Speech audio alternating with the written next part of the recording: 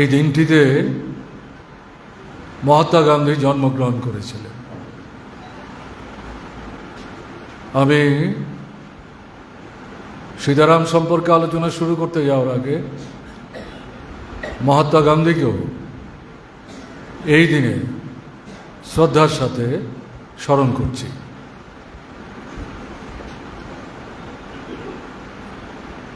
সীতারাম ইয়েচুরির প্রতি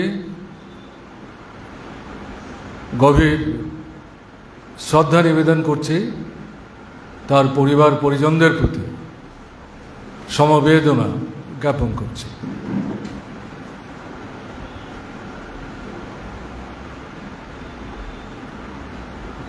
সীতারাম ইয়েচুরিকে আমি প্রথম দেখি জরুরি অবস্থার পর স্বাধীন ভারতবর্ষের ইতিহাসে প্রথম অকংগ্রেসি সরকার দিল্লিতে গঠিত হয়েছে। সেই সময়ে প্রধানমন্ত্রী ছিলেন মোরারজি দেশাই। আমি তখন ছাত্র ফেডারেশন করি, ভারতের ছাত্র ফেডারেশন। ভারতের ছাত্র ফেডারেশনের কেন্দ্রীয় কার্যকরী কমিটিতে সিদ্ধান্ত হয়েছে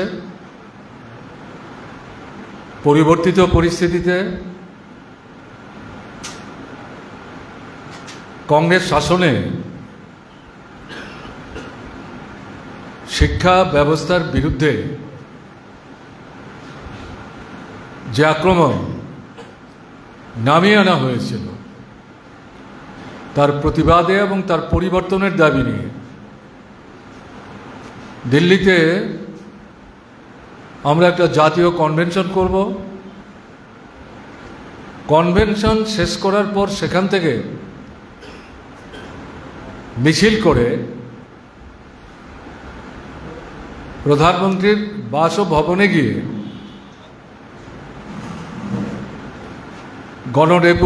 ডেপুটেশনের আকারে প্রধানমন্ত্রীর হাতে আমাদের দাবি সম্বলিত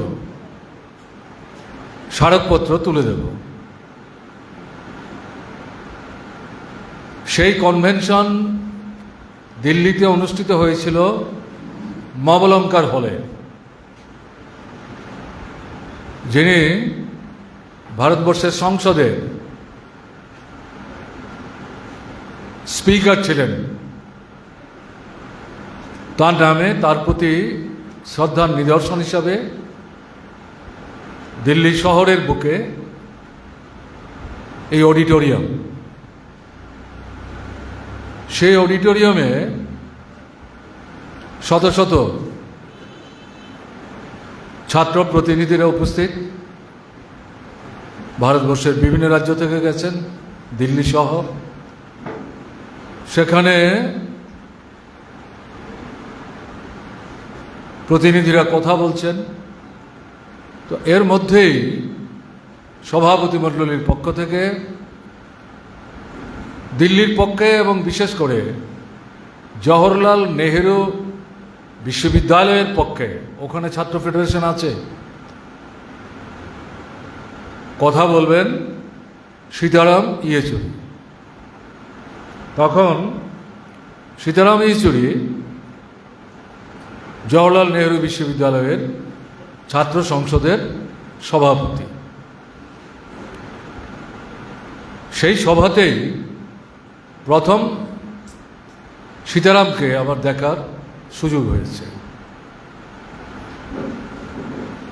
তিনি বক্তৃতা করেছেন এবং কনভেনশনের প্রতিনিধিদেরকে তার বক্তৃতার মধ্য দিয়ে অনুপ্রাণিত উৎসাহিত করার চেষ্টা করেছেন। এই বক্তৃতা শোনার পর, যদিও তার সাথে আমার তখনও কোনো কথাবার্তা হয়নি, কিন্তু আমার যে সীমাবদ্ধ অভিজ্ঞতা, যেহেতু জওহরলাল নেহেরু ইউনিভার্সিটিতে পড়েন, ছাত্র সংসদের সভাপতি, এর আগে প্রকাশ কারাত জওহরলাল নেহরু ইউনিভার্সিটির ছাত্র সংসদের সভাপতি ছিলেন। বলা যায় সেই সময়ই জওহরলাল নেহরু বিশ্ববিদ্যালয়ের অঙ্গনে বামপন্থী ছাত্র আন্দোলনের ভিত্তি প্রসারিত হওয়ার কাজটা শুরু হয়েছিল। এরই ধারায় সীতারাম সহ শত শত সম্ভাবনাময়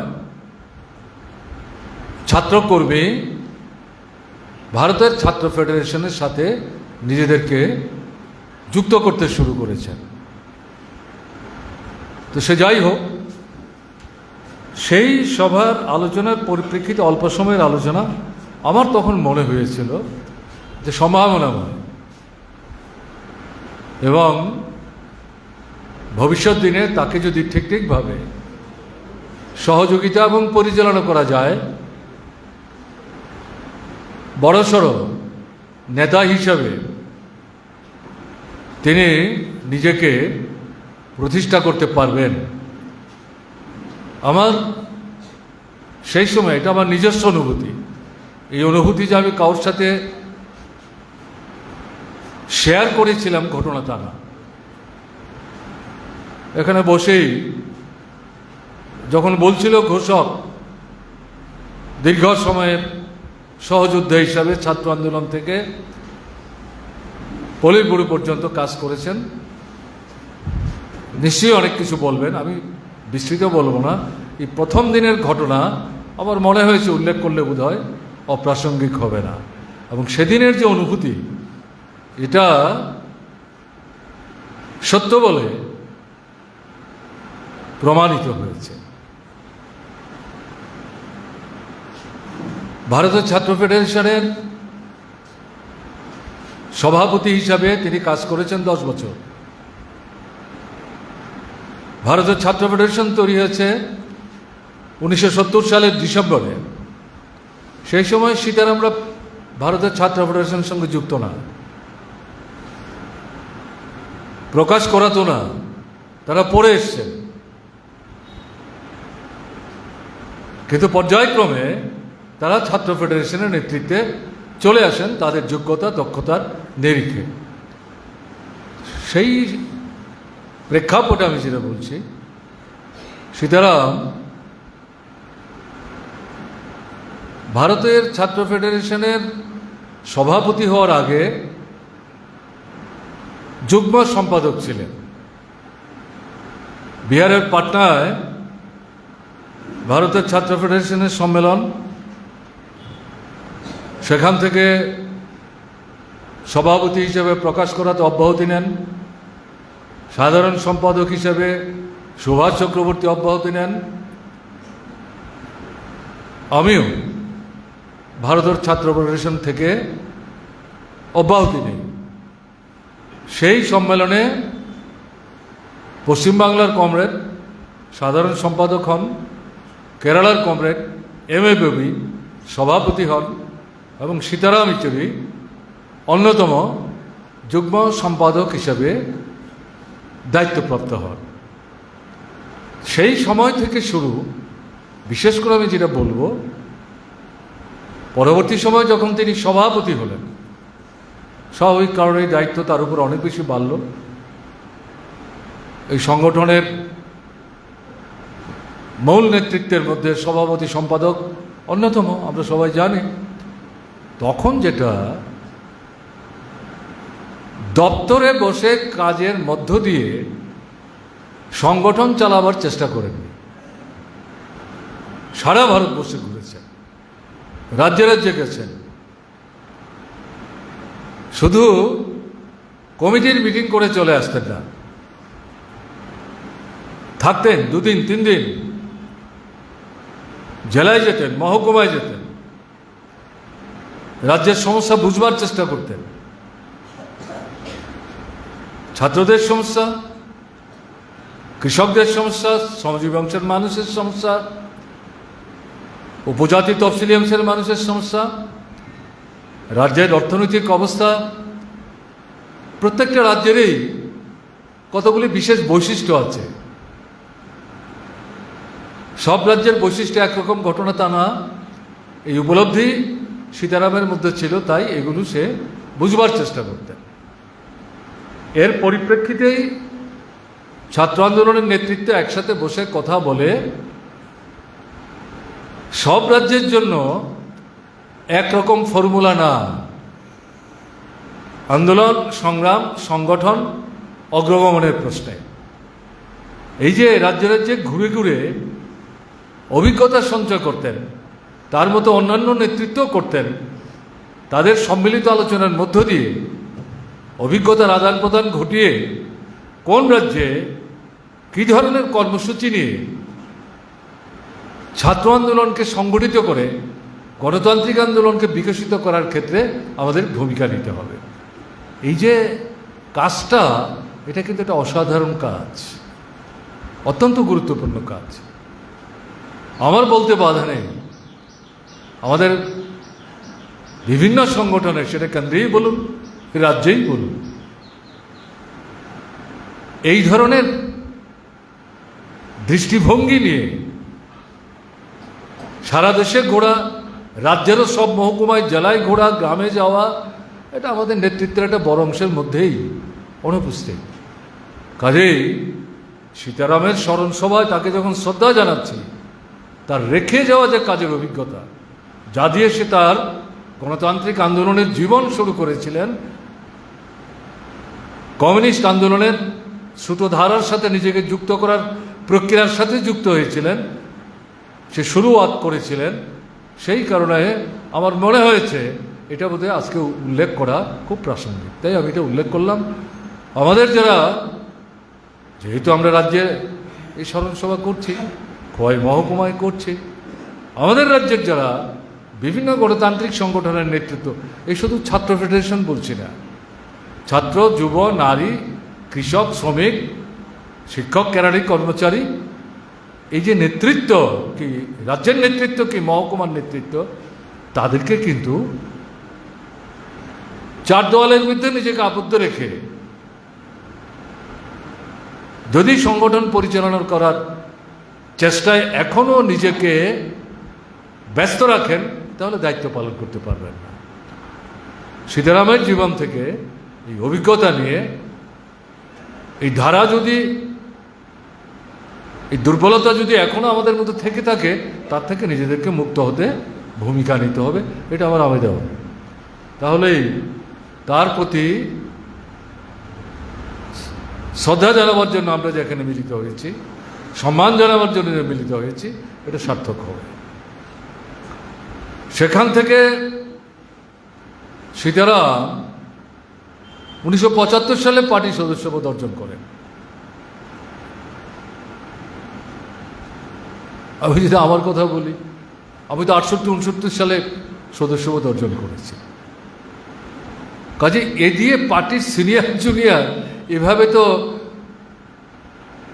জ্ঞান, গুণ, দক্ষতা, পারদর্শিতা, এগুলোর মূল্যায়ন করতে গেলে ভুল করা হবে, সেভাবে আমরা মূল্যায়ন করি না। সীতারাম ছাত্র আন্দোলনের মধ্য দিয়ে মার্ক্সবাদী কমিউনিস্ট পার্টির সাথে নিজেকে যুক্ত করেন, সেখান থেকে পার্টির কেন্দ্রীয় কমিটিতে আসেন। আমাদের পার্টির কেন্দ্রীয় কমিটিতে সম্পাদক মণ্ডলী আছে, তাতে পরবর্তী সময় যুক্ত হন। তার পরবর্তী সময়ে পলিট ব্যুরোতে আসেন। তার পরবর্তী সময়ে পার্টির সংগঠনের সর্বোচ্চ যে পদ, সাধারণ সম্পাদক, সে পদে তিনি বৃত হন। এবার এই যে তার ধারা, এটা তার যে যোগ্যতা, দক্ষতা, ক্ষমতা, তার সম্মিলিত যে ফল, তার ফলশ্রুতি, তার ভিত্তিটা কি? তার ভিত্তিটা হচ্ছে মার্ক্সবাদ, লেনিনবাদ। ছাত্র জীবন থেকে, বিশেষ করে জওহরলাল নেহরু ইউনিভার্সিটিতে যখন পড়াশোনা শুরু করেন এবং ধীরে ধীরে যখন বামপন্থী ছাত্র আন্দোলনের সাথে নিজেকে যুক্ত করেন, তখনই উপলব্ধি করেছিলেন মার্ক্সবাদ লেনিনবাদের কোনো বিকল্প নাই। সেই মার্ক্সবাদ লেনিনবাদের গভীরে যাওয়ার চেষ্টা করেছেন, উপলব্ধি করার চেষ্টা করেছেন, নানা দিক থেকে বুঝবার চেষ্টা করেছেন, বিশ্লেষণ করার চেষ্টা করেছেন, এবং এর মধ্য দিয়ে এই উপলব্ধিতে এসে উপনীত হতে পেরেছিলেন। এটাই পথ। সারা পৃথিবীতে পুঁজিবাদ তার উচ্চতর পর্যায়, সাম্রাজ্যবাদ তার ঘৃণ্য চেহারা ফেসিবাদ, মূল ভিত্তি পুঁজিবাদ, শোষণ ভিত্তিক অর্থনৈতিক ব্যবস্থা, যার উপর ভিত্তি করে পৃথিবীর 2-4টা রাষ্ট্রকে বাদ দিলে পরে সব জায়গাতেই এই পুঁজিবাদী সাম্রাজ্যবাদী শোষণ চলছে। এর বিরুদ্ধে যেখানে প্রতিবাদ করার মাথা উপরের দিকে মানুষ তুলবার চেষ্টা করছেন, সেখানেই ফেসিবাদী আক্রমণ আসছে। এরকম একটা জায়গায় দাঁড়িয়ে সোভিয়েত দেশের বিপ্লব, চীনের বিপ্লব, ভিয়েতনামের বিপ্লব, কিউবার বিপ্লব, কোরিয়ার বিপ্লব, এই 4-5টা রাষ্ট্রে শ্রেণীহীন শোষণমুক্ত সমাজ, তার একটা তুল্যমূল্য বিশ্লেষণ করার সুযোগ তার সামনে উপস্থিত হয়। কাজেই এটা শুধু বই পড়ে, কারোর বক্তৃতা শুনে সিদ্ধান্ত নিয়েছেন, বুঝবার চেষ্টা করেছেন, এটা মনে করলে ভুল করা হবে। এবং সীতারাম ওই ধাতের কর্মী ছিলেন মনে করার কারণ নেই। না বুঝে, না বিশ্লেষণ করে, না অনুভব করে, যুক্তিতর্কের মধ্য দিয়ে এই জিনিসটাকে জানবার চেষ্টা না করে অমুক বক্তৃতা করেছেন, কাজে আমি গ্রহণ করলাম, এরকম কিন্তু মানে ভাবনা চিন্তার অধিকারী সীতারাম ছিলেন, এটা মনে করার কারণে তুল্যমূল্য বিশ্লেষণের মধ্য দিয়ে তার উপলব্ধির মধ্যে এসেছিল মার্ক্সবাদ লেনিনবাদের কোনো বিকল্প নাই। পুঁজিবাদী ব্যবস্থার অবসান, এটার মধ্য দিয়েই সাম্রাজ্যবাদী ব্যবস্থার মানে অবসান, এবং তার থেকে যে ফেসিবাদী ঘৃণ্য চেহারা, এটাকে মোকাবেলা করা সম্ভব। কাজেই শ্রেণীহীন শোষণমুক্ত সমাজ চাই। মূল ভিত্তিটা মার্ক্সবাদ লেনিনবাদ। এবং এটা ঘটনা কিন্তু এই না, কতগুলি বাছাই করা বই একবার পড়লাম, তারপরে আলমারিতে তুলে রেখে দিলাম সাজিয়ে গুছিয়ে, আর এগুলি ধরবারও চেষ্টা করলাম না, ধুলাবালি জমছে, পোকায় কাটছে, নজরও দিচ্ছি না, ঘটনা কিন্তু তা না। মার্ক্সের লেখা, এঙ্গেলসের লেখা, লেনিনের লেখা, এগুলো একবার পড়লেই উপলব্ধি করা যায়। যদি আমরা কেউ মনে করি তাহলে ভুল করব।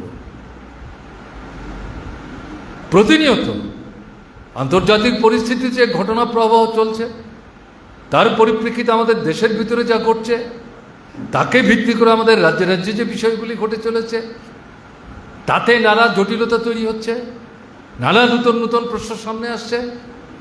এরকম জায়গায় লেনিন যে কথা বলেছেন যে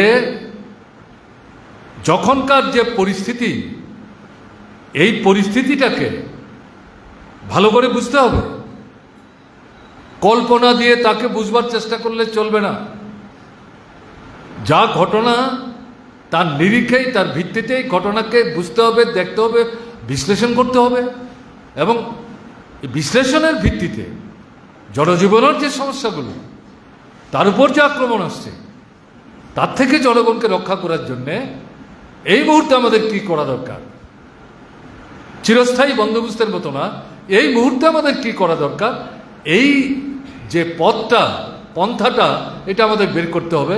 এটা লেনিনের শিক্ষা।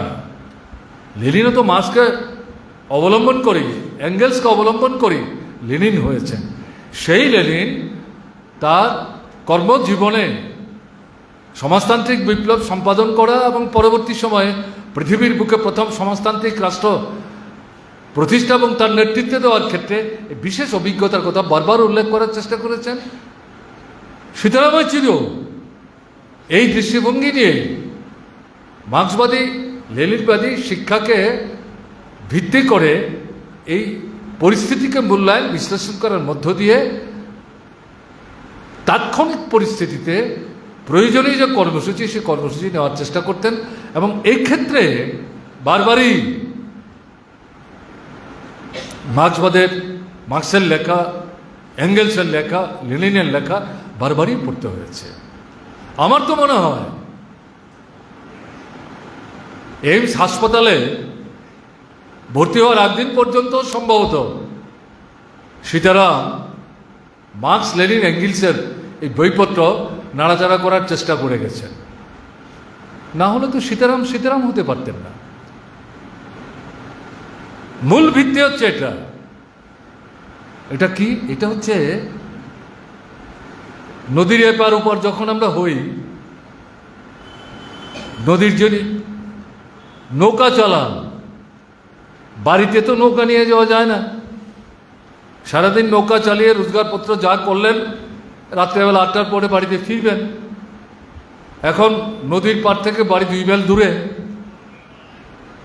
আর নদী পার হয়ে তো মাঝি নৌকা নদীর থেকে বাড়িতে না নিলেও নদীর উপরেও তুলে রাখে না। কি করেন? নদীতেই একটা বাঁশ পুঁতে তাতে দড়ি বা শিকল দিয়ে নৌকাটা বেঁধে রেখে যান। আমরা এটাকে মাস্তুল বলি, কেমন না? এখন পরের দিন এসে যদি আগের রাত্রে ঝড় বদল হয়, অনেক ক্ষেত্রেই মাঝি তার নৌকার খোঁজ পায় না, ভাসিয়ে নিয়ে চলে গেছে। আবার সবার ক্ষেত্রে এটা হয় না। কারোর কারোর নৌকা এই ঝড় বাদলের মধ্যেও দেখা যাচ্ছে যেখানে মাঝি এটাকে বেঁধে রেখে গেছেন সেখানে সেটা বাধা আছে। দুটো এরকম হচ্ছে কেন? এই যে নদীতে যে বাঁশটা, যে খুঁটিটা পুঁতা হচ্ছে,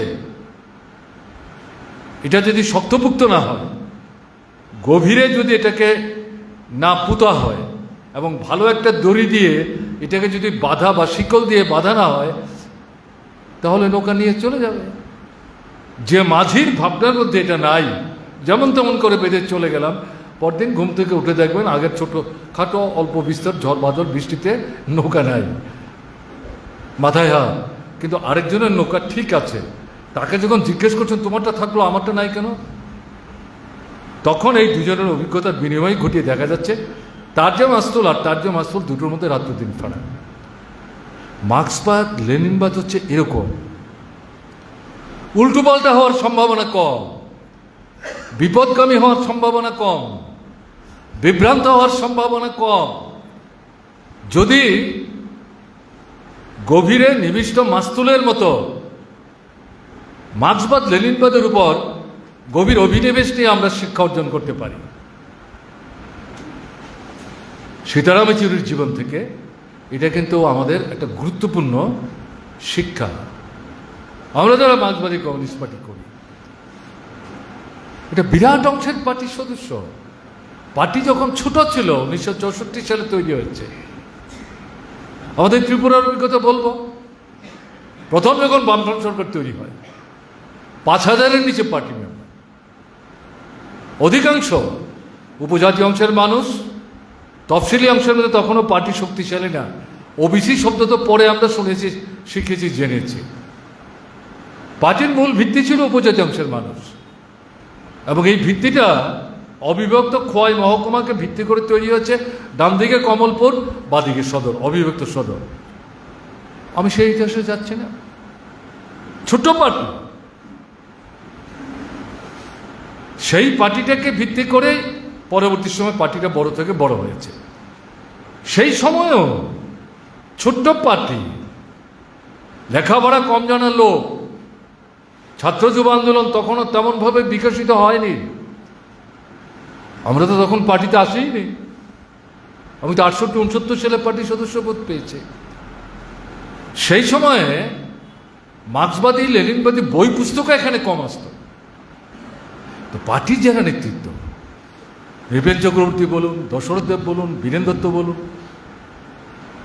তাদের নেতৃত্বে তারা যতটা লেখাপড়া পড়াশোনা করেছেন মার্ক্সবাদ লেনিনবাদ, তার উপর ভিত্তি করে আমাদের সেই সময় উপজাতি অংশের মধ্যে যে কমরেডরা গণমুক্তি পরিষদে কাজ করছেন, মুক্তি পরিষদ থেকে গণমুক্তি পরিষদ, তারপরে উপজাতি গণমুক্তি পরিষদ, এটাই হচ্ছে পার্টি গড়ে ওঠার ভিত্তি। তাদেরকে রাজনৈতিক চেতনায় সমৃদ্ধ করার জন্যে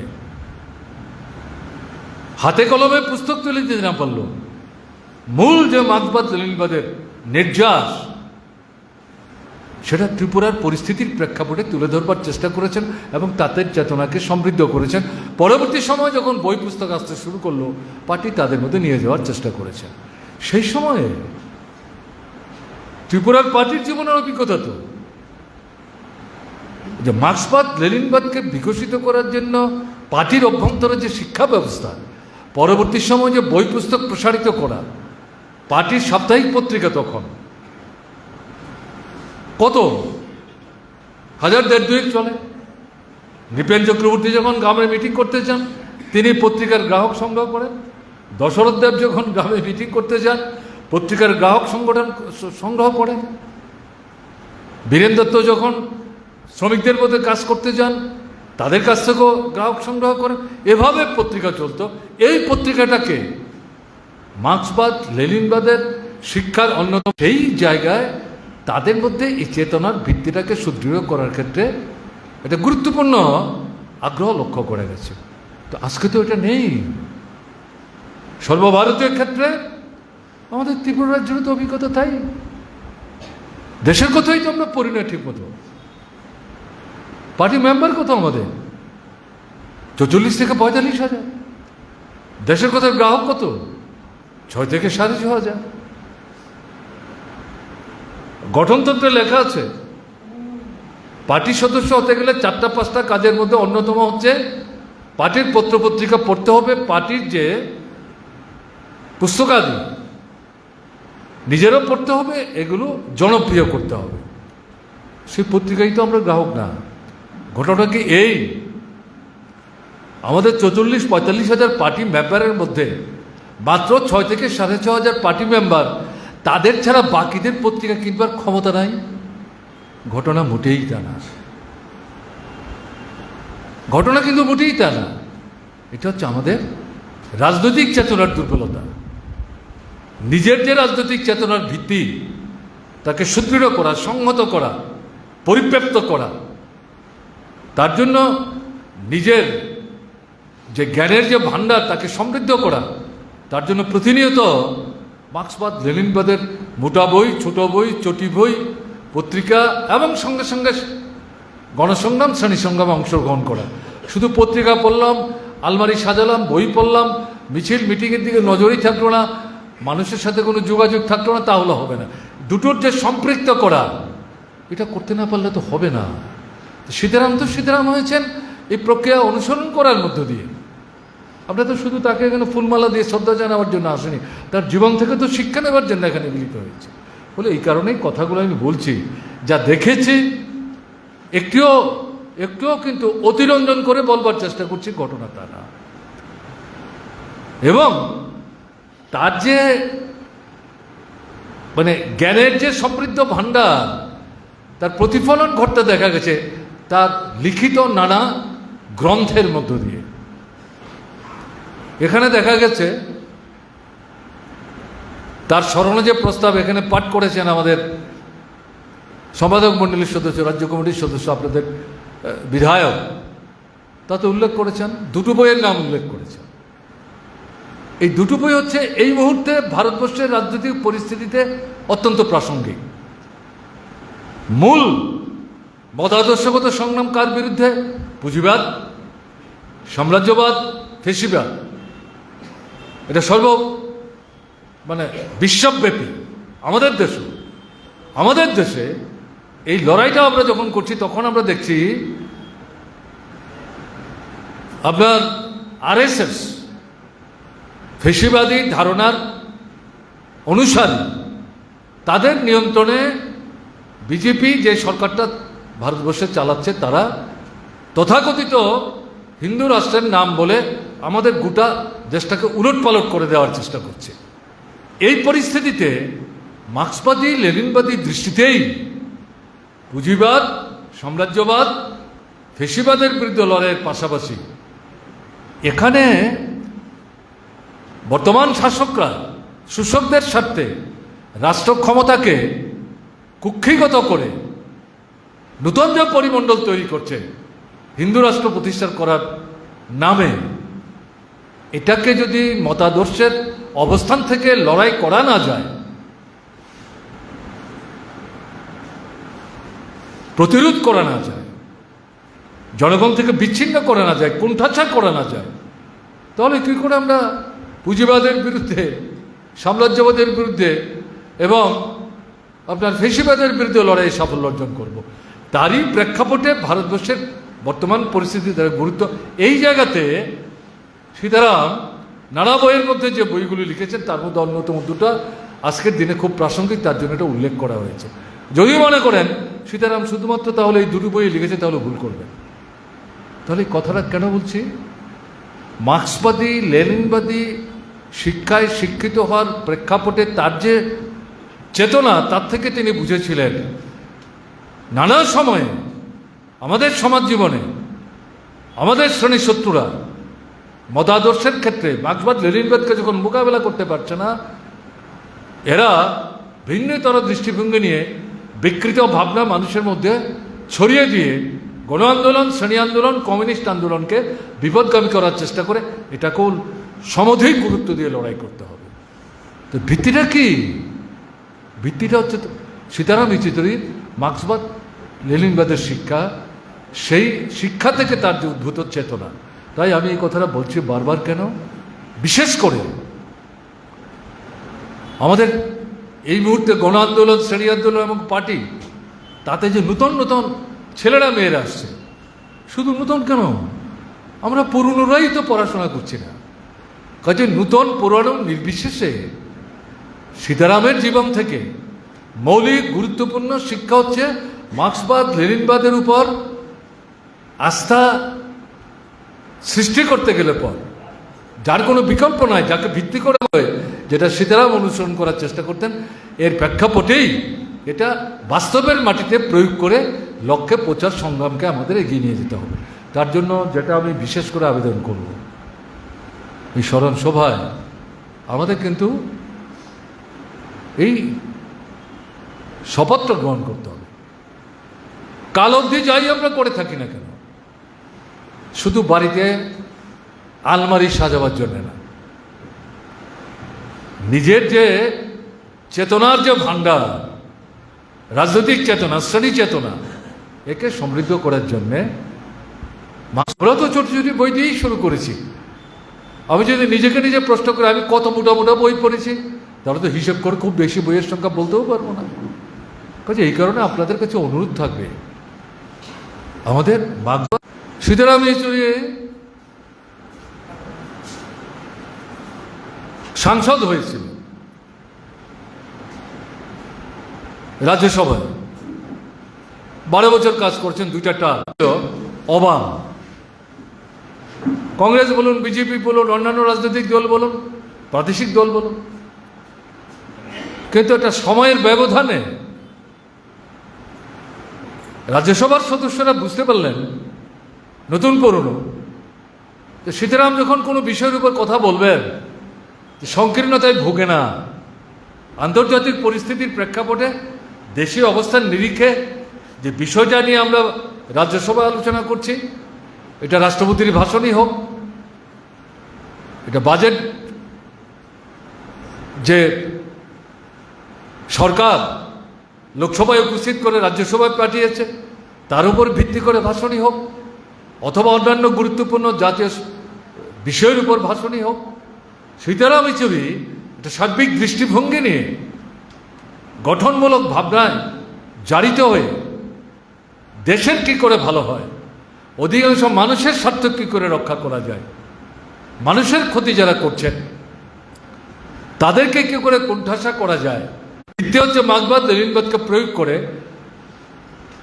বাস্তব সম্পর্কে যথার্থ অনুধাবন, তাকে ভিত্তি করে যে সংসদ, আমাদের দেশের গণতান্ত্রিক ব্যবস্থার সর্বোচ্চ যে প্রতিষ্ঠান, সেখানে যখন কথা বলছেন, এই ভদ্রলোক তো যে কোনো একজন সাধারণ সাংসদ না, তার কথার মধ্যে তো গুরুত্ব আছে, এটার ভার আছে, ওজন আছে, মূল্য আছে, একটা দৃষ্টিভঙ্গি আছে, তার মধ্যে একটা ভবিষ্যৎ আছে, পথ নির্দেশ আছে, তার কথাও কিন্তু তারা শোনার চেষ্টা করতেন। এটা সাধারণ ব্যাপার না। কাজেই আমাদের যারা সাংসদ, কেন সীতারাম পারতেন, কেন আমি পারবো না? কাজে সীতারামের জীবন শৈলী থেকে এবং তার যে হলেন না, কে মন্ত্রী হলেন না, এটা তো বড় কথা না। আমি কি কন্ট্রিবিউট করছি, যেখানে নির্বাচিত হয়ে যাচ্ছি, কার জন্য কি কথা বলছি, কেন বলছি। কাজে এই যে জায়গাটা, সবাই না, কিছু কিছু দলের সঙ্গে আমাদের পার্টির তৎকালীন যে নেতৃত্ব হরিকৃষ্ণ সিং সূর্যি, তিনি আসা যাওয়া করতেন দলের আলোচনার ভিত্তিতে। একটা সময়ে পার্টির আলোচনার ভিত্তিতে সীতারামকে হরিকৃষ্ণ সিং সুরজিতের সাথে ভিন্ন রাজনৈতিক দলগুলির সঙ্গে যে আলাপ আলোচনা, এই সভাগুলিতে তাকে নিয়ে যাওয়ার, এই বিরোধী রাজনৈতিক দলগুলির সাথে আচার আচরণ করতেন, কথাবার্তা বলতেন, তর্কও করতেন, বিতর্কও করতেন, কিন্তু তাদের মর্যাদা রক্ষা করে সম্পাদক হন। এক নাগারে 9 বছর, আরো বিরাট দায়িত্ব তার কাছে চাপে। এতে করে বিরোধী রাজনৈতিক দলগুলোর সাথে ভারতের কমিউনিস্ট পার্টি মার্ক্সবাদী এবং এই সাথে বামপন্থী রাজনৈতিক দলগুলোর সম্পর্ক নিবিড় করে তোলার, আরএসএস নিয়ন্ত্রিত বিজেপির নেতৃত্বের সরকার 10 বছর, একে কুণ্ঠাসা করতে হবে, রাজনীতির লড়াইয়ে পরাস্ত করতে হবে, ক্ষমতা থেকে উচ্ছেদ করতে হবে। এটা কি মার্ক্সবাদী কমিউনিস্ট পার্টির শক্তির জোরে সম্ভব? বিজেপিকে পরাস্ত করতে গেলে পর বিজেপি বিরোধী যে রাজনৈতিক দলগুলো আছে, তাদের যে সমর্থক, যারা ভোটার, এটার বেশিরভাগটাকে একটা মঞ্চে আনতে হবে। এটা আনতে গেলে পর CPIM, CPI, RSP, forward block, এর সঙ্গে সঙ্গে এর বাইরে যে অবিজেপি রাজনৈতিক দলগুলো আছে, সবাইকে আনা যাবে ঘটনা তা না, অধিকাংশকে আনার চেষ্টা করতে হবে। এই যে প্রক্রিয়াটা, এই প্রক্রিয়াটা ধারাবাহিকভাবে মানে চালু রাখার মধ্য দিয়ে শেষ পর্যন্ত ইন্ডিয়া ব্লক তৈরি হয়েছে। এক্ষেত্রে কমরেড সীতারাম ইয়েচুরি, আমাদের পার্টির পক্ষ থেকে তিনি এই যে মানে সম্মিলিত আলাপ আলোচনাগুলি শুরু হয়েছিল, সেখানে তিনি প্রতিনিধিত্ব করতেন, অন্য কাউকে আমরা পাঠাতাম না, দরকার নাই। ইনি আমাদের মধ্যে কোনো বিরোধ নাই, উনিই যাচ্ছেন, অন্যরা যাচ্ছে না কেন? কেউ দাবি করছেন তাকেই পাঠাচ্ছেন, আমাকে পাঠাচ্ছেন না কেন? দরকার নাই তো। তিনি আলোচনা করেই যাচ্ছেন, আলোচনা কী হলো ফিরে এসে আবার রিপোর্ট করছেন, অন্য আরেকজনকে পাঠাবো। এটা তো বুর্জোয়া রাজনৈতিক দলের মতো নেতৃত্বের মধ্যে বিরোধের কোনো প্রশ্ন নাই। সেই জায়গায় অত্যন্ত মুনশিয়ানার সাথে সিপিআইএমের নেতা বলে, ভারতের কমিউনিস্ট পার্টি মার্ক্সবাদী সাধারণ সম্পাদক বলে সীতারাম যেহেতু বলছে, তাই আমাদের সবাই এটা গ্রহণ করাই উচিত হবে। ব্যাপারটা কিন্তু এরকম ছিল না। মার্ক্সবাদী কমিউনিস্ট পার্টির শক্তিটা কি? কেরালায় মাত্র আমাদের গভর্নমেন্ট, পশ্চিমবাংলায় নাই, ত্রিপুরায় নাই। তৃণমূল আদাফিসির স্বৈরাচারী কায়দায় মার্ক্সবাদী কমিউনিস্ট পার্টিকে ধ্বংস করার চেষ্টা করছে পশ্চিমবাংলায়, গোপনে গোপনে বিজেপির সঙ্গে সমঝোতা করছে। আবার অল ইন্ডিয়া এই যে মঞ্চটা তৈরির চেষ্টা হচ্ছে, ওখানে গিয়ে বলছে আমি বিজেপির বিরুদ্ধে। কেমন না? আমাদের ত্রিপুরাতে সরাসরি বিজেপির সঙ্গে আমাদের লড়াই, এখানে তৃণমূল এসেও সুবিধা করতে পারেনি, গণতন্ত্র সংহার করে নিয়েছে, সংবিধানকে ধ্বংস করে দিয়েছে, ভোটকে প্রহসনে পরিণত করেছে। তো এরকম জায়গায় ভারতবর্ষের অন্য কোনো রাজ্যে আমাদের একটা সরকার তৈরি করার মতো এমন কোনো পরিবেশ কিন্তু সেদিনও ছিল না, আজকেও এই মুহূর্তে নেই। বরং কেরালার যে সরকারটা আছে, এই সরকারটাকে ক্ষমতাচ্যুত করার জন্য যে কংগ্রেস এই বিজেপি বিরোধী সম্মিলিত মঞ্চ তৈরি করার চেষ্টা আমরা করছি, সেই কংগ্রেস এই সরকারটার বিরুদ্ধে সেখানে লড়াই করছে। এই পরিস্থিতিতে আমি কথাগুলো বলছি কেন, উপলব্ধি করা দরকার। সীতারাম ইয়েচুরি যখন কথা বলছেন, কংগ্রেসও ওখানে আমাদের গভর্নমেন্টকে উচ্ছেদ করার জন্য গোপনে গোপনে বিজেপির সঙ্গে হাত ধরাধরি করে চলবার চেষ্টা করে, তথ্য আসছে সামনে। তারাও কিন্তু সীতারাম ইয়েচুরির কথা গ্রহণ করছেন কেন? দলীয় স্বার্থ না, মূল যে প্রশ্নটা বিজেপিকে বিচ্ছিন্ন করা, পরাস্ত করা, বিকল্প গণতান্ত্রিক দৃষ্টিভঙ্গি সম্পন্ন জনস্বার্থবাহী একটা ধর্মনিরপেক্ষ শক্তির সমন্বয়ে সরকার তৈরি করে। সমাজতান্ত্রিক সরকার না, কে এটা গ্রহণ করবে? এবং সেখানে ভিন্ন একটা পূর্ণাঙ্গ কর্মসূচি তৈরি না করেও জ্বলন্ত যে সমস্যাগুলো, এরকম 6টা-7টা বিষয় সামনে এনে জাতীয় স্তরে প্রচার করতে হবে। কেন্দ্রে বসে কে কোন রাজ্য কয়টা আসনে লড়বেন দরকার নাই, এটা হবে না। বিরাট বড় ভারতবর্ষ, এক এক রাজ্যে এক এক দলের শক্তি, এটা রাজ্যের উপর ছেড়ে দাও, তারা আলাপ আলোচনা করে ঠিক করবে। এই যে পরামর্শগুলো, কিন্তু সীতারাম ইয়েচুরি ভারতের কমিউনিস্ট পার্টির মার্ক্সবাদীর সাধারণ সম্পাদক হিসেবে এই মঞ্চের মধ্যে উপস্থিত করেছেন। তর্ক বিতর্ক ইত্যাদি হওয়ার পর শেষ পর্যন্ত এই প্রস্তাবিত গৃহীত। তাহলে এই যে এরকম একটা জায়গায় নিয়ে যেতে পারলেন, তার যে প্রাজ্ঞতা এবং মার্ক্সবাদী কমিউনিস্ট পার্টির মধ্যে এই দৃষ্টিভঙ্গি নিয়ে অগ্রসর হওয়ার ক্ষেত্রে তার যে কন্ট্রিবিউশন, আমি আবার ঘুরে যাচ্ছি, ভিত্তি হচ্ছে মার্ক্সবাদ লেনিনবাদ। যান্ত্রিক প্রয়োগ না, বাস্তবের নিরীহ প্রয়োগ, যেটা তিনি লেনিন থেকে শিখেছেন। কাজে এই জায়গায় দাঁড়িয়ে বহু গুণের অধিকারী, তার কাছ থেকে তো আমাদের এগুলো শিখতে হবে। এই যদি শিখতে না পারে, সীতারাম চলে গেছেন, সে তো ফিরে আসবে না। মানুষ পৃথিবীতে একবারই জন্ম নেয় এবং মৃত্যু তো অবধারিত, কারোর আগে হবে, কারোর পরে হবে। সীতারাম এত তাড়াতাড়ি চলে যাবেন এটা বিশ্বাস হয়নি। অসুস্থ হয়ে যখন সে হাসপাতালে ভর্তি হলো, যখন খবর প্রতিদিন নিচ্ছিলাম, তখন আমার মনে হয়েছে আরে এ তো যে কোনো জটিল অবস্থা হয়ে যেতে পারে, ছুটে গিয়েছিলাম। কিন্তু তখন সীতারাম কথা বলার মতো অবস্থা ছিলেন না, সেডিশনে ছিলেন। যে ডাক্তারবাবু তার চিকিৎসা করছিলেন, দুজন ডাক্তারবাবু দাঁড়িয়ে সবটা জিনিস ব্যাখ্যা করছিলেন। ডাক্তারবাবুরা জোরের সঙ্গে বলতে পারছেন না কি হতে যাচ্ছে। সন্দেহ যে আমার মনে হচ্ছিল না তা না, কিন্তু তারপরে একটা সঙ্গোপনে একটা বিশ্বাস বহন করছিলাম, না সীতারাম ফিরে আসবে। তো 72 বছর বয়স। এখন তো আমাদের দেশে হরে ঘরে দেখা যায় 80 থেকে 85 সাধারণভাবে যারা একটু সুশৃঙ্খল জীবনযাত্রা নির্বাহ করেন বাঁচতে পারে, কেমন না? কাজে এইভাবে সীতারাম চলে যাবে, এটা তো ভাবনার বাইরে। ক্ষতি হলো আমাদের পার্টি ক্ষতি, মানে আমরা যে জনগণের স্বার্থে লড়াই করছি তাদের ক্ষতি হলো বামপন্থী আন্দোলনের। এবং স্বাভাবিক কারণে শুধু বামপন্থী আন্দোলন না, বামপন্থী আন্দোলনকে ভিত্তি করে এই যে ফেসিবাদী ভাবনা নিয়ে যে শক্তিরা এখন সরকার চালাচ্ছে, তাদের বিরুদ্ধে যে আন্দোলনটা গড়ে তোলার জন্যে আমরা চেষ্টা করছি, এই আন্দোলনটাও খানিকটা ক্ষতিগ্রস্ত হয়েছে।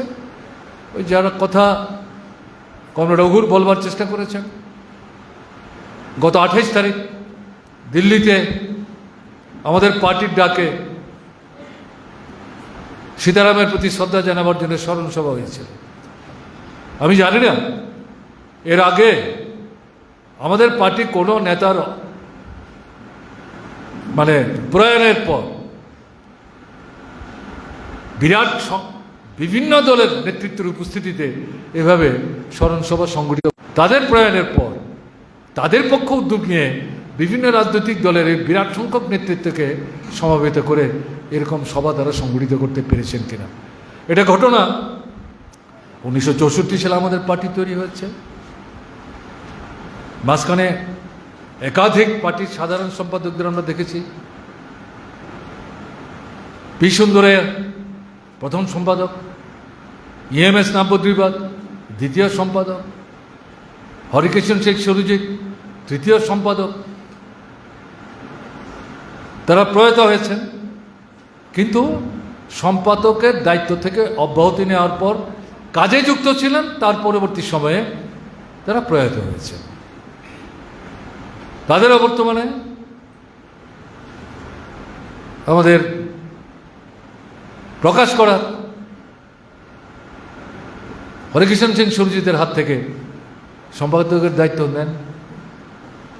তিনিও 3 দফায় কাজ করেছেন। আমাদের সিদ্ধান্ত লোকাল কমিটি থেকে কেন্দ্রীয় কমিটি পর্যন্ত 3 দফার বেশি সম্পাদকের দায়িত্ব আমরা কারো করে রাখবো না। সেই সুবাদে প্রকাশ করাতকে 3 দফা কমপ্লিট হওয়ার পর তিনি দায়িত্ব ছেড়েছেন, তিনি কাজ করছেন। সীতারাম ইয়েচুরি দায়িত্বে আসেন, কিন্তু সম্পাদকের দায়িত্বে থাকাকালীন সময়ে 64 সালের পর থেকে সীতারামের আগে আমাদের কোনো সম্পাদক প্রয়াত হয়েছেন ঘটনা তা না। এটা ভিন্নতর ঘটনা, এক্সট্রাঅর্ডিনারি, অস্বাভাবিক একটা পরিস্থিতি। কাজে এই জায়গায় দাঁড়িয়ে যদি কেউ মনে করেন তিনি যেহেতু এই পার্টির মানে মৃত্যুর দিন পর্যন্ত সাধারণ সম্পাদক ছিলেন, তার জন্যই বোধহয় এত হইখল্লোড়ি হচ্ছে, বোধহয় এভাবে দেখলে পরে সীতারামের অবমূল্যায়ন হবে। তাহলে এতক্ষণ যে কথাগুলি বললাম, আলোচনাগুলি করলাম, এগুলি কিন্তু অর্থহীন হয়ে যাবে। এটা আলাদা ক্ষেত্র। সীতারাম তার জ্ঞান, গরিমা, বুদ্ধি, প্রয়োগ, এই সব কিছুর মধ্য দিয়ে এটা পরিমণ্ডল তৈরি করেছেন, যেটা সবাইকে আকৃষ্ট করতে পেরেছিলেন, যেটা তার মৃত্যুর পর যেমন দেখেছি আমরা প্রতিক্রিয়া, এবং এই স্মরণ সভাতেও আমরা তার প্রতিক্রিয়া আমরা লক্ষ্য করেছি। তাহলে সেই দিক থেকে তার জীবনের এই যে গুণগুলো, এই গুণগুলো তো আমাদের আহরণ করতে হবে। একটা মানুষ আরেকটা মানুষের মতো হয় না, একই রকম হয় না, কেমন না? কিন্তু একজনের চরিত্রের যে সদ্গুণগুলো, সেগুলো আহরণ করার চেষ্টা কেন আমরা করব না? তাই এই জায়গায় দাঁড়িয়ে এই বিষয়গুলো এখানে বলার চেষ্টা করলাম। তো মূল কথা হচ্ছে মার্ক্সবাদ লেনিনবাদের উপর আমাদের জ্ঞান বাড়াতে হবে, জনগণের সঙ্গে সম্পর্ক নিবিড় থেকে নিবেদিত করতে হবে, আনুষ্ঠানিক না। লড়াই সংগ্রামে প্রত্যক্ষ অংশগ্রহণ করতে হবে, শুধু নিজের দল সংগঠনের বৃত্তের মধ্যে আবদ্ধ না, তার বাইরে। যেহেতু আমাদের একক শক্তির ভিত্তিতে আমরা যেখানটা পৌঁছতে চাই, এটা অত সহজ না, পৌঁছা যাবে কাল বাদে পরশু, তাতে অন্য শক্তিকে সমবেত করতে হবে। এই মুহূর্তে যারা প্রধান বিপদ হিসেবে আমাদের সামনে উপস্থিত, তাদেরকে বিচ্ছিন্ন করতে হবে, পরাস্ত করতে হবে। সেই জায়গায় অন্য যে রাজনৈতিক দল আমাদের সঙ্গে সব বিষয়ে একমত না, কিন্তু কোনো কোনো বিষয় 3-4টা বিষয়ে সহমত পোষণ করেন, তাদের সঙ্গে আমাদের সমঝোতা গড়ে তোলার ক্ষেত্রে যে প্রচেষ্টা, সেই প্রচেষ্টা কি জাতীয় স্তরে কি রাজ্য স্তরে আমাদের গ্রহণ করতে হবে। কিন্তু এর মধ্যে সুবিধাবাদী কোনো দৃষ্টিভঙ্গি নেওয়ার সুযোগ নাই। নীতি আদর্শ অস্বীকার করে তাকে জলাঞ্জলি দিয়ে শুধু সংসদীয় যে ঝুঁকের দ্বারা প্রভাবিত হয়ে যাকে তাকে নিয়ে যদি আমরা চলবার চেষ্টা করি, তাহলে কিন্তু আবার ভুল হবে। এটা কিন্তু আমাদের দৃষ্টিভঙ্গি না। সীতারামও কিন্তু এই শিক্ষা দিয়ে যাননি। কাজে এই শিক্ষাগুলি নিয়ে আমাদের কিন্তু আগামী দিনে এগিয়ে যেতে হবে। সারা ভারতবর্ষে আজকের যা পরিস্থিতি, গত লোকসভা নির্বাচনে পরাস্ত করা না গেল, দুর্বল করে গেছে বিজেপিকে। একলাই 370 আসন আর সঙ্গে দলগুলি নিয়ে 400 ছাড়িয়ে যাবেন। লক্ষ্য কি? সংবিধান সংশোধন করে যুক্তরাষ্ট্রীয় ব্যবস্থার বেদিমূলে আঘাত দিয়ে আমেরিকার কায়দায় একদলীয় স্বৈর শাসন ভারতবর্ষের বুকে চাপিয়ে দেওয়ার জন্য, রাষ্ট্রপতি শাসন ব্যবস্থা চাপিয়ে দেওয়ার জন্য ওই 400 আসন পার করার লক্ষ্য নিয়ে অগ্রসর হয়েছিল, কিন্তু সেখানে বাধা পেয়েছে, আসন কমেছে। সংবিধান চাইলেই পরিবর্তন করতে পারবে না। এটা একটা সাফল্য। তার থেকে অনেকে মনে করেছিলেন তাকে একটা আঘাত দেওয়া গেল, যা খুশি তা করতে পারবে না। কিন্তু ঘটনা যেটা, আমরা পার্টির কেন্দ্রীয় কমিটির সভায় লোকসভা নির্বাচনের ফলাফল পর্যালোচনা করে এই উপসংহার টেনেছিলাম, সাময়িক তারা একটু নিজেদেরকে সংকুচিত রাখার চেষ্টা করবে, কিন্তু একটা সময়ের পরেই তারা তাদের পুরনো চেহারা নিয়ে তাদের যে ঘোষিত কর্মসূচি, সেই কর্মসূচি রূপায়ণের জন্য ঝাঁপিয়ে পড়ার চেষ্টা করবে, যেটা এখন আমরা লক্ষ্য করছি গত 4-5 মাসের মধ্যেই। কি স্লোগান? এক দেশ এক ভোট। এটা সংবিধানের বিরুদ্ধে কথা বলছে, সংসদীয় গণতান্ত্রিক ব্যবস্থার বিরুদ্ধে কথা বলছে, যুক্তরাষ্ট্রীয় ব্যবস্থার বিরুদ্ধে কথা বলছে, রাজ্যগুলোর অধিকারের উপর আঘাত করার কথা বলছে। দিল্লির ক্ষমতা দখল করতে পারলে পর রাজ্যের ক্ষমতা প্রবর্তনের চিন্তা করার দরকার নেই, আমরাই ঠিক করব কোথায় কখন কি হবে না হবে। সিরিয়াস একটা জায়গায় চলে যাচ্ছে। ব্রিটিশের আমলের কিছু আইন সংশোধন করার নাম করে নতুন যে আইন তৈরি করেছে, তো ব্রিটিশের আইনের চেয়ে তো খারাপ আইন। এবং সবচেয়ে মূল আক্রমণ হচ্ছে গণতান্ত্রিক অধিকারের উপর, স্বাধীন মতামত ব্যক্ত করার অধিকারের উপর। চতুর্থ স্তম্ভ প্রচার মাধ্যম, তার স্বাধীন যে কাজকর্ম করার যে অধিকার সুযোগ তারা এতদিন ভোগ করতেন, এর উপর আক্রমণ। সিরিয়াসলি তারা এই জায়গাটা যাওয়ার চেষ্টা করছে।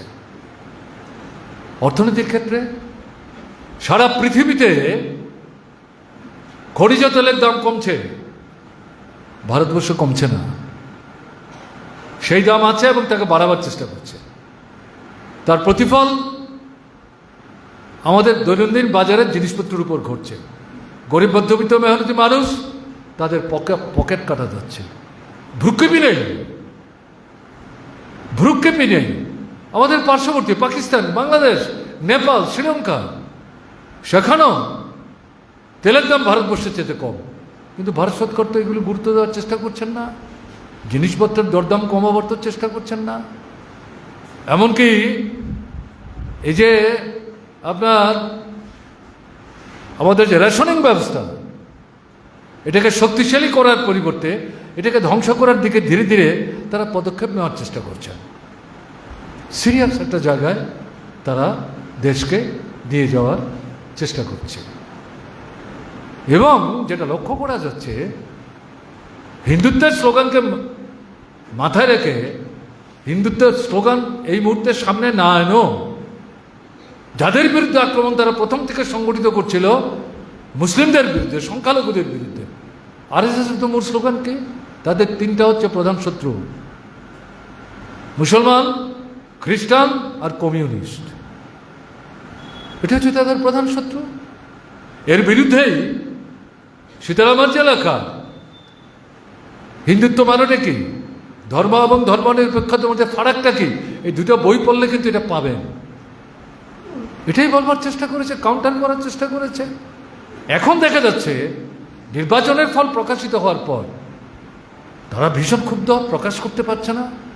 যেই জায়গায় পরাস্ত হয়েছে সেই জায়গায়, বিশেষ করে তারা যেখানে লক্ষ্য করছেন সংখ্যালঘু মুসলমানদের ভোট তারা কম পেয়েছেন, তফসিলিদের ভোট তারা কম পেয়েছেন, অন্যান্য সমাজজীবী অংশের মানুষের ভোট কম পেয়েছেন, সেখানে আক্রমণ সংগঠিত করছে এবং মূলত আক্রমণ কেন্দ্রীভূত করছে সংখ্যালঘু মুসলিমদের বিরুদ্ধে।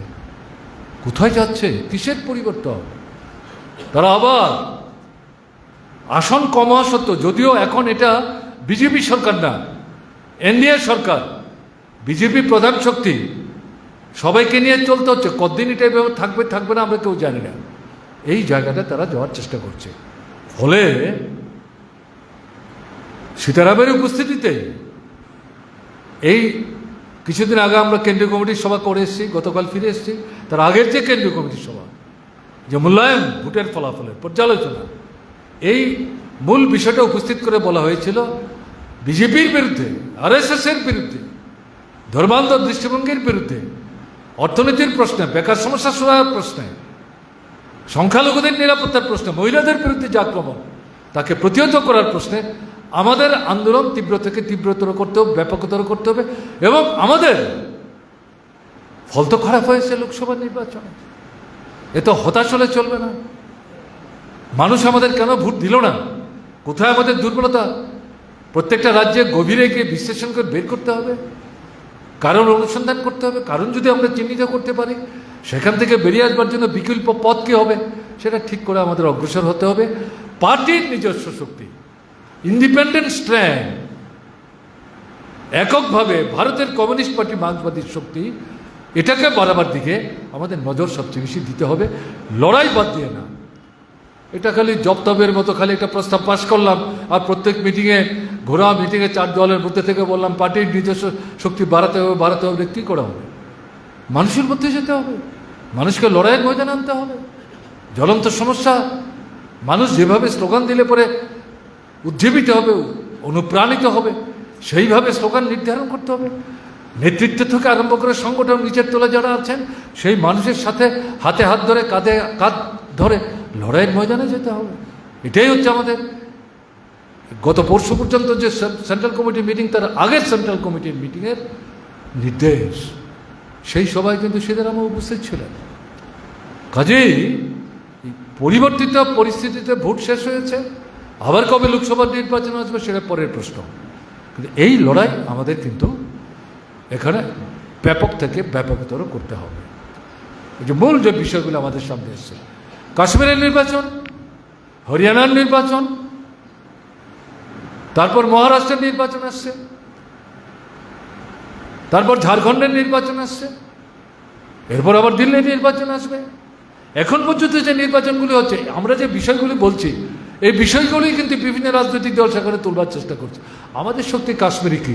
একটা মাত্র আসন আমরা লড়াই করছি। হরিয়ানায় কি? একটা মাত্র আসন আমরা লড়াই করছি। হ্যাঁ, এটা ঘটনা।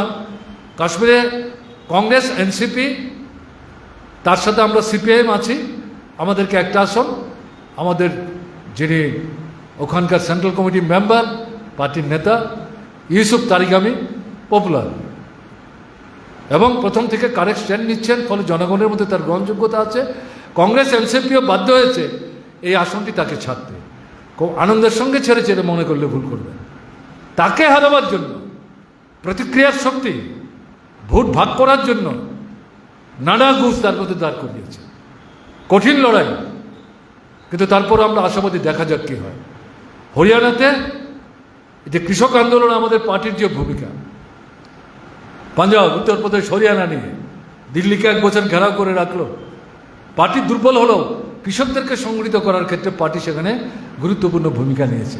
ফলে কংগ্রেস বুঝতে পারছে যে সিপিআইকে একেবারে মানে ফেলে দিলে অসুবিধা হবে, তারাও মানুষের মধ্যে একটা গ্রহণযোগ্যতা অর্জন করছে, কাজেই একটা আসন ছেড়েছে। একটা আসন কিছু না, আমাদের তো নিজেদের শক্তির জোরে অনেকগুলি আসনে লড়াই করার মতো অবস্থা নাই। ওই যে একটা আসন নিয়ে লড়াই করছি আমরা। মহারাষ্ট্রে কী হবে, ঝাড়খণ্ডে কী হবে, দিল্লিতে, এটা পরের প্রশ্ন।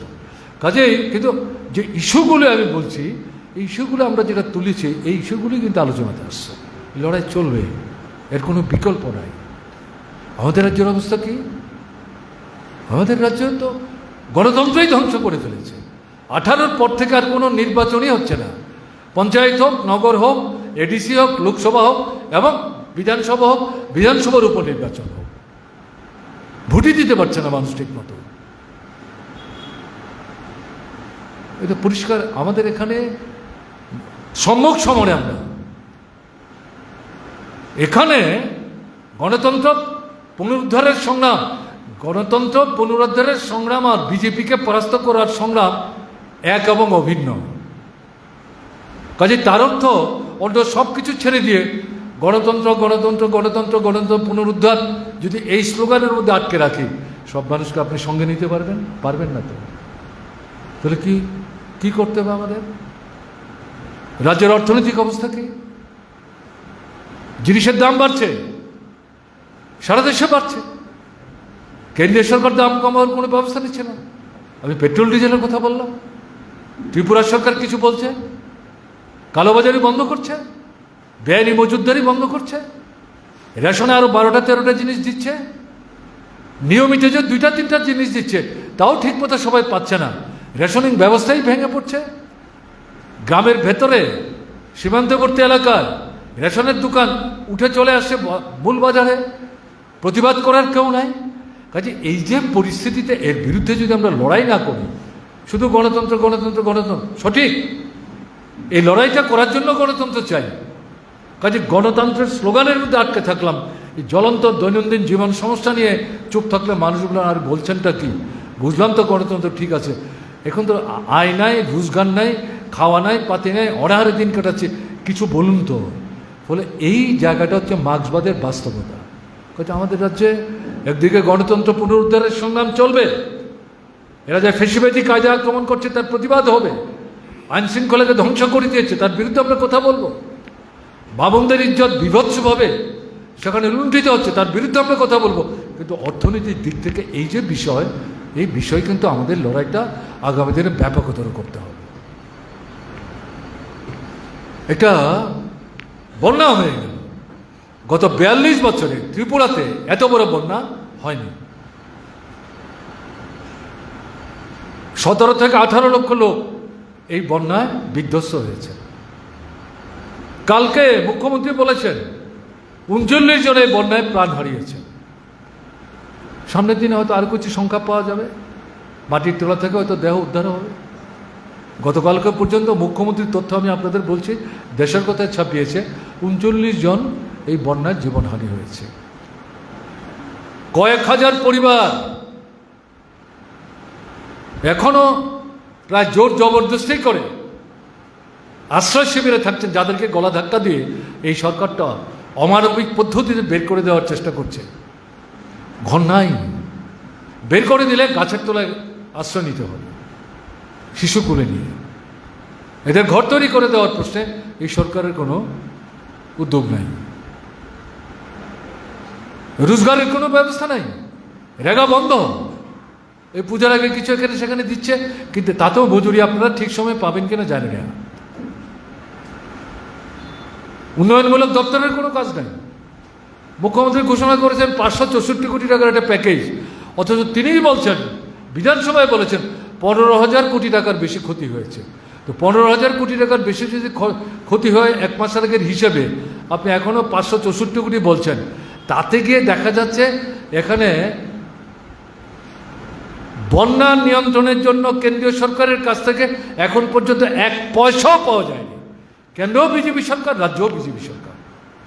64 কোটি টাকা এসছে কি প্রতি বছর কেন্দ্রীয় সরকার এই নানা ধরনের বিপর্যয় মোকাবেলা করার জন্য প্রত্যেক রাজ্যকে রাজ্যের জনসংখ্যা বিবেচনায় রেখে বাজেট থেকে একটা টাকা আলাদা করে রাখা হয়, সেখান থেকে ভাগ ভাগ করে দেওয়া হয়। তাতে ত্রিপুরার জন্য একটা টাকা ধরা আছে। ওই যে টাকা বন্যা না হলেও এই টাকা পাওয়া যেত, তাতে 2 দফায় 64 কোটি টাকা পাওয়া গেছে। মুখ্যমন্ত্রী কোনো কথা বলছেন না তো। দ্বিতীয় দফায় কেন্দ্র থেকে তদন্তকারী দল নাকি কালকে এসছেন। তদন্ত কয় বছর যাবৎ চলবে?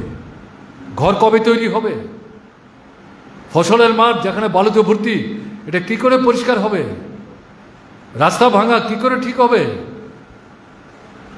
হাসপাতালের গাড়ি আসা যাওয়া করতে পারে না, রোগীকে কি করে আনা নেওয়া করবে?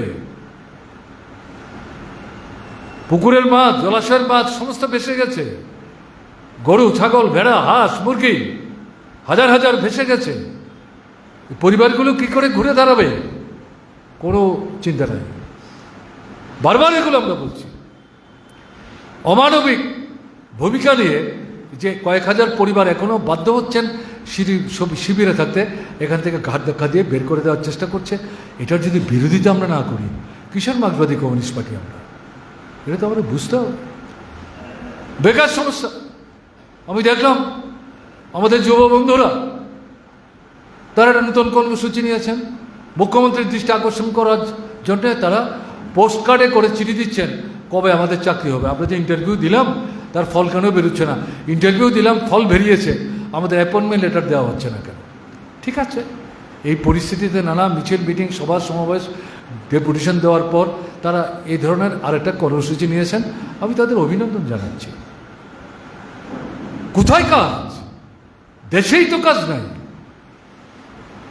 সারা দেশে বিজেপি সরকার যেখানে কাজ দিচ্ছে না, আর্মিতে, সেনাবাহিনীতে নিয়মিত নিয়োগ বন্ধ। সেনাবাহিনীতে চাকরি করার পর দীর্ঘদিন সেনাবাহিনীতে কাজ করা যায় না। অল্প সময়ের ব্যবধানে যখন তারা চাকরি থেকে অব্যাহতি নেয়, মৃত্যুর দিন পর্যন্ত তারা পেনশন পান। এখন নূতন একটা প্রক্রিয়া তৈরি করে সেনাবাহিনীতে লোক নেওয়ার ব্যবস্থা করেছে। সেখানে 4 বছর 5 বছরের বেশি কাজ করবে না, তারপর চাকরি থেকে হাঁটিয়ে দেবে, তারা পেনশন ইত্যাদি পাবে না। সেনাবাহিনীতে এরা বুক চিতিয়ে প্রতিপক্ষের সাথে লড়াই করে ভারতবর্ষের সার্বভৌমত্ব রক্ষা করছে। তাদের জীবনের দায়িত্ব সরকার নিতে চাইছে না।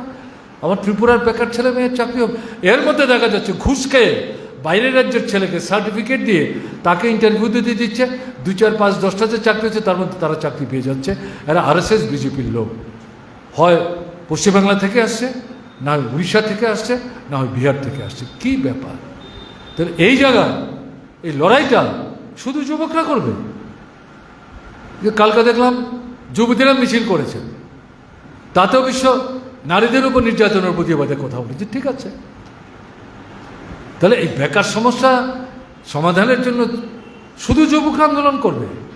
মহিলাদের বিরুদ্ধে যে বিভৎস অত্যাচার, এটার বিরুদ্ধে শুধু মহিলারা আন্দোলন করবে? তাহলে গণতান্ত্রিক দৃষ্টিভঙ্গি নিয়ে যারা আমরা শ্রেণী সংগ্রাম গণসংগ্রাম করার চেষ্টা করছি, আমাদের কোনো ভূমিকা থাকবে না। এই যে বিষয়গুলিকে ভিত্তি করে সামনের দিনে ব্যাপকতর আন্দোলন কিন্তু আমাদের গড়ে তুলতে হবে। এই শিক্ষাই মার্ক্সবাদী কমিউনিস্ট পার্টি দেওয়ার চেষ্টা করছে। পার্টির সাধারণ সম্পাদক হিসেবে কমরেড সীতারাম ইয়েচুরি, তার যে 9 বছর ধরে তিনি যে সাধারণ সম্পাদকের দায়িত্ব পালন করে গেছেন, এই শিক্ষাই পার্টিকে শিক্ষিত করার ক্ষেত্রে তিনিও ভূমিকা নেওয়ার চেষ্টা করেছেন। কাজেই তার কাছ থেকে এই শিক্ষাই তো আমরা নেব জাতীয় ক্ষেত্রে এবং আমাদের রাজ্যের ক্ষেত্রে। কালকে আছে আগরতলায় সমাবেশ। এখন এখানে যারা সমবেত হয়েছেন তারা যদি মনে করেন আজকেই তো একবার আসলাম, শুনেই তো গেলাম সব, একবার পয়সা খরচ করে এসেছি, আবার কালকে আগরতলায় কী করে যাব, কালকে যাব না, তাহলে হবে না তো। এটা চাপান খাওয়ার খরচ কমিয়ে, বিড়ি সিগারেটের খরচ কমিয়ে যেতে তো হবে। কেন যাবেন? আগরতলার মানুষের সুবিধার জন্য না, আপনার সমস্যার বিষয় তো। এই 4-5টা বিষয়ই কালকে আলোচনা করল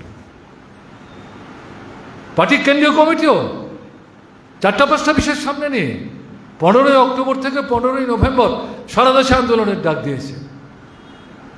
আমরা যদি মিলিয়ে দেখার চেষ্টা করি, কেন্দ্রীয় কমিটির সিদ্ধান্তের আগেই রাজ্যেতে কিন্তু আমরা তার সাথে সাযুজ্যপূর্ণ এই 3টা 4টা 5টা বিষয় নিয়ে আমরা ডাক দিয়েছি। আগেই আমরা করতাম, সীতারাম প্রয়াত না হলে পরে আর আগেই আমাদের কর্মসূচি হতো। কিন্তু সীতারামের প্রয়াণের কারণে মাঝখানে আমাদের কর্মসূচি বন্ধ ছিল, অন্য কর্মসূচি করতে গিয়ে একটু সময় গেল। কালকেই সমাবেশ, এটা যেতে হবে তো। সীতারামের প্রতি শ্রদ্ধা তো, সম্মান তো, মর্যাদা তো, এটারও কিন্তু নিদর্শন আপনাদের রাখতে হবে। কালকে আগরতলার জমায়েতে খোয়াই থেকে ভালো সংখ্যায় অংশগ্রহণ করার মধ্য দিয়ে। তো সব মিলিয়ে আমি অনেকক্ষণ কথা বললাম, এবং যেটা আমি আপনাদের বলবো, পরিস্থিতি জটিল, এ নিয়ে কোনো সন্দেহ নেই, কিন্তু এটা চিরস্থায়ী মনে করবেন না। এর থেকে বেরোবার পথ আমাদের এই লড়াই সংগ্রামের মধ্যে দিয়ে বের করতে হবে। ইন্দিরা গান্ধী জরুরি অবস্থা জারি করে কিন্তু ক্ষমতায় টিকে থাকতে পারেননি। পশ্চিমবাংলায় সিদ্ধার্থ শঙ্কর রায় আধা ফেসিবাদী সন্ত্রাস কায়েম করে কিন্তু কমিটিদের আটকে রাখতে পারেন। আমাদের ত্রিপুরায় কংগ্রেস যুব সমিতির সরকার আধা ফেসির সন্ত্রাস কায়েম করে বামপন্থীদের আটকে রাখতে পারেন। 23-এর নির্বাচনে ভোটের ফলাফলের মূল্যায়ন আপনাদের হয়েছে, আমি সেখানে যাচ্ছি না। তাতে কি বেরিয়ে এসছে? লোকসভার তো ভোটই হলো না, পঞ্চায়েত তো তার মধ্যে রুখে দাঁড়াবার চেষ্টা হয়েছে। এবং মানুষ যে এই সরকারটাকে পছন্দ করছেন না, যেখানে ভোট দিতে পেরেছে, গোনা যখন শুরু হয়েছে 12টা পর্যন্ত তারা গমতে দিয়েছে, তারপর যখন বুঝতে পারছে এ যদি শেষ করতে দেওয়া হয় তাহলে অধিকাংশ আসন যেখানে ভোট হয়েছে গণা হবে, তারা রাখতে পারবে না, তারপরে আক্রমণ শুরু হলো। এগুলো তো তাদের শক্তি না, দুর্বলতার লক্ষ্য। দেখবেন আজকে দেশের কথা লেখা বেরিয়েছে, সেখানে মুখ্যমন্ত্রী আমাদের এই কর্মসূচিটা যখন ঘোষণা করা হয়েছে 3 তারিখ, এতে তিনি উদ্বিগ্ন। আগরতলায় মিটিং করে বক্তৃতা করে বলেছেন যে এরা গণতন্ত্র নাই, আইন নাই, শৃঙ্খলায় বলছে, কে বলছে ত্রিপুরা খুব ভালো চলছে, আইন শৃঙ্খলা খুব ভালো? এ নিয়ে তাদের প্রশ্ন করার অধিকার নাই।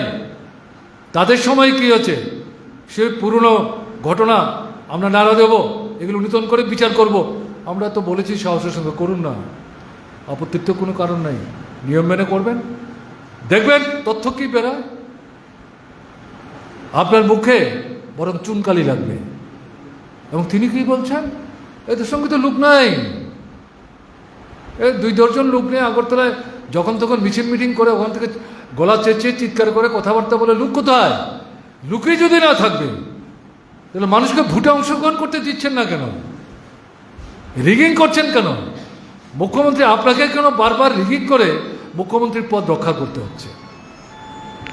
তো কাজে এটা বুঝতে হবে আসলে দুর্বলতা ভীতি থেকে, জনবিচ্ছিন্নতা থেকে, উল্টো দিক থেকে আক্রমণ করে নিজের পিঠের চামড়া রক্ষা করার চেষ্টা করছে। তাই আমাদের যেটা করতে হবে, আমাদের পার্টিটাকে জনগণের সঙ্গে নিবিড় সম্পর্ক গড়ে তোলার মধ্য দিয়ে একেবারে ব্রাঞ্চ থেকে শুরু করে রাজ্য স্তর পর্যন্ত সেভাবে সংহত করার শপথ নিয়েই এগিয়ে যেতে হবে। এবং এর মধ্য দিয়ে সীতারামের প্রতি যেমন শ্রদ্ধা জানানো হবে, সম্মান জানানো হবে, তেমনি পার্টিকে তার মূল লক্ষ্যে ধীরে ধীরে নিয়ে যাওয়ার ক্ষেত্রে আমরা কিন্তু পর্যায়ক্রমে সাফল্য অর্জনের মধ্য দিয়ে এগিয়ে যেতে পারবো, এই বিশ্বাস নেই আমরা এখান থেকে আজকে যাব। এই কথাগুলো আপনাদের সামনে উপস্থিত করে আমি আবার আলোচনা শেষ করছি। অনেকক্ষণ ধরে আপনারা শুনছেন, কথা বলতে দিলেন, শুনলেন, তার জন্য আমিও অনুপ্রাণিত বোধ করছি। ভালো থাকবেন, আমার নমস্কার নেবেন।